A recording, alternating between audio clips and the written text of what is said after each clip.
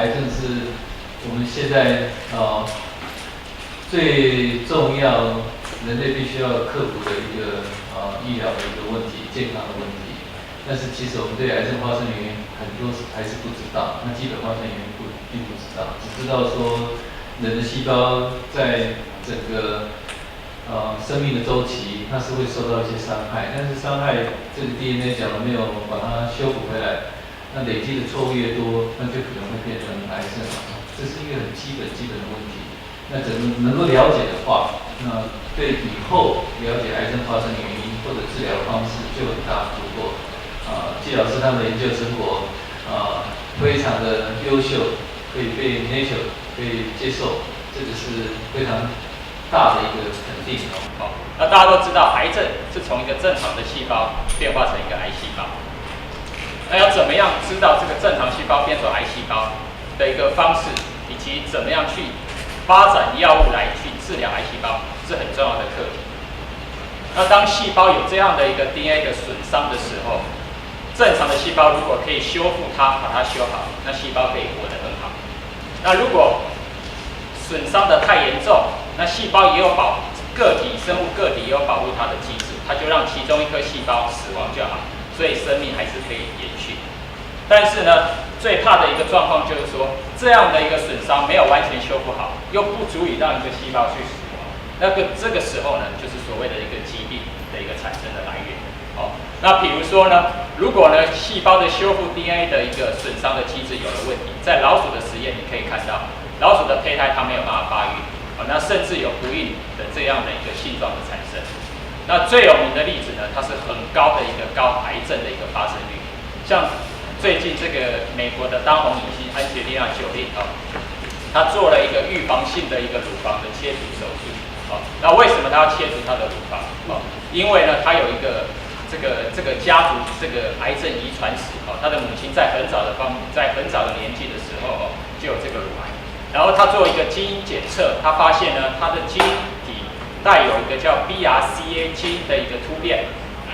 那为什么带了这个 BRCA 的基因的突变，她就要把她的乳房切除？原因是这个 BRCA 基因，它主要的功能就是参与在细胞修复损伤 DNA 的功能。所以从这边你就可以知道，细胞一定要有一个很好调控的方式，来确保它的 DNA 的损伤可以完整的修复，不然就会有很高的这个癌症的一个产生。那这边呢是一个修复的一个反应，所谓的一个叫同源重组的一个修复 DNA 损伤的一个机制。你可以看到，在一个细胞有2个 copy 的一个 DNA， 当你有一个 DNA 的这一块的 DNA 已经断掉之后，那细胞要怎么把它修复好？它会有一系列的过程。首先，它先产生一个单股的 DNA， 然后这个单股的 DNA 会找到它同源的双股 DNA， 形成一个所谓一个低路口的结构。然后这时候再透过 DNA 聚合酶的复制，然后当做模板去复制另外一股 DNA， 最后你可以得到原来所缺损的这个双股的 DNA。所以你可以看到，最后透过同源重组的反应，你可以完成的修复好双股断裂的一个 DNA。在低路口之后，这样的一个结构之后，这个聚合酶怎么样有效的复制这个 DNA， 让这个损伤的 DNA 可以修复？在这个过程中，有哪些重要的基因参与是不清楚的。那这就是我们想要探讨，有哪些基因会参与在这样的一个过程。他利用酵母菌当为研究一个材料，因为这个实验上的一个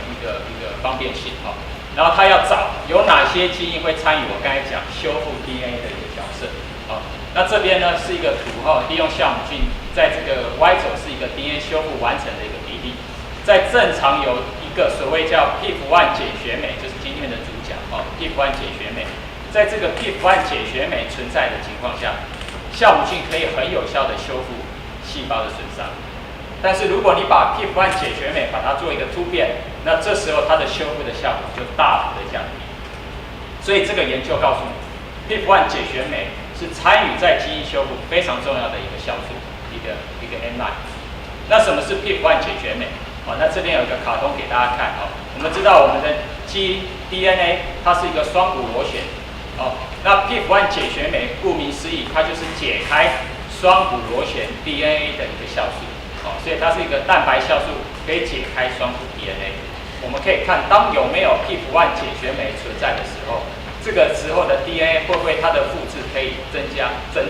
哦？如果它能增长，就表示它的 DNA 复制基因修复的功能就比较好哦。那这边是原始的实验的结果哦，大家不用太担心，你只要看这是在8分钟的时候哦，这是有正常 PIF1 解旋酶存在的情况下，有不同浓度的 PIF1 解旋酶，你可以发现它会有很高的这些 DNA 的物质的产生。哦，那这些物质其实就是修复完后这个 DNA 修复的一个过程。哦，那如果你是用突变的 PIF1 解旋酶，你发现它没有办法去达成这样基因修复的目的。哦，所以这个结果告诉你 ，PIF1 它的确可以参与在 DNA 修复的一个过程。当一个 DNA 的双股断裂的时候，它形成滴路，那在这个时候呢？这个 DNA 细胞修复这个 DNA 会开始进行 DNA 复制。那我们发现呢 ，PIF1 解旋酶会作用在这边，并帮这个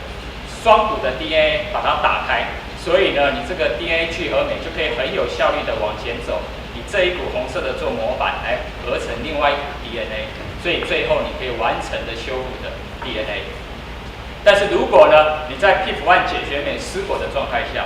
这个时候呢，这个 DNA 聚合酶它很难往前去推动，因为这个 DNA 是连在一起的，哦，所以它效率比较差，所以呢，它最后就没有办法把原来这一股断裂的 DNA 修复好，所以最后你会发现它的 DNA 有异常的一个情况，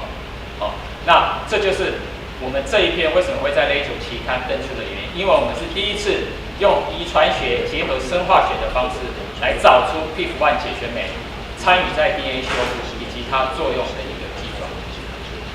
那它有什么未来的一个应用系统？那这个实验的结果是在2011年，在这个顶尖的癌症研究的一个期刊所发表。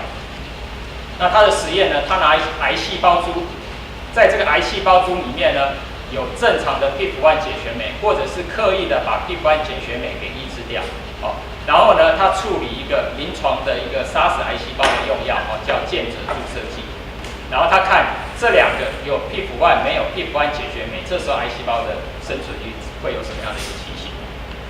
你可以看到，当没有任何药物的时候，哦，你发现当你把癌细胞的 PIF1 抑制住之后，第一个它的生存率就已经降了10倍以上。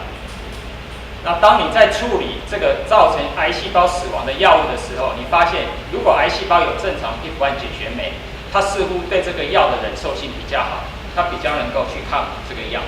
但是如果你把 PIF1 解旋酶把它抑制住，你发现它的死的效果是非常突出显著的哦。所以这告诉你一件事 ，PIF1 解旋酶的抑制有可能可以抑制癌细胞的生长。